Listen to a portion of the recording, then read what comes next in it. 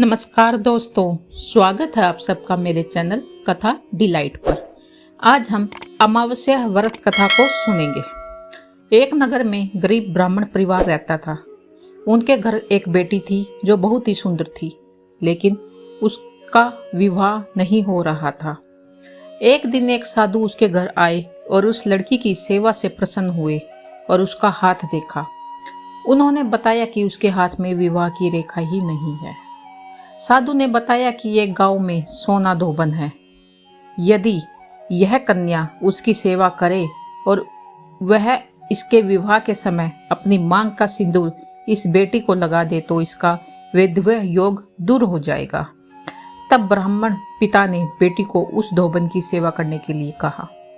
पिता के कहे अनुसार वह लड़की रोज सुबह सोना धोबन के घर जाती और उसके घर की साफ सफाई के साथ पूरे काम करके वापस घर आ जाती थी। सोना धोबन ने अपनी बहू से कहा कि आजकल तुम बहुत जल्दी घर का काम कर लेती हो, पता ही नहीं चलता। तब उसने कहा कि वह कोई काम नहीं करती, पता नहीं कौन ये सारे काम कर देता है। अगले दिन से सास और बहू निगरानी करने लगी। काफी दिनों बाद सोना धोबन ने उस कन्या को पकड़ ही लिया और उससे पूछा कि तुम इतने दिनों से मेरे यहाँ ये सब काम क्यों करती हो। तब उसने सोना धोबन को अपनी सारी बातें बताई। सोना धोबन तैयार हो गई।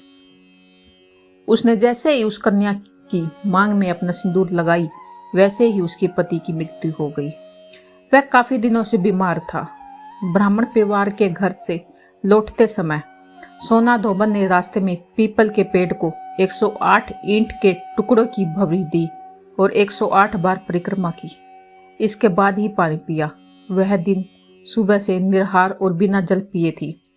पीपल की परिक्रमा करते ही उसका पति जीवित हो गया। उस दिन सोमवती अमावस्या थी। धार्मिक मान्यताओं के अनुसार जो महिला अमावस्या में भवरी देने की परंपरा शुरू करती है और हर अमावस्या को भवरी देती है, उसे सुख और सौभाग्य में वृद्धि होती है। धन्यवाद।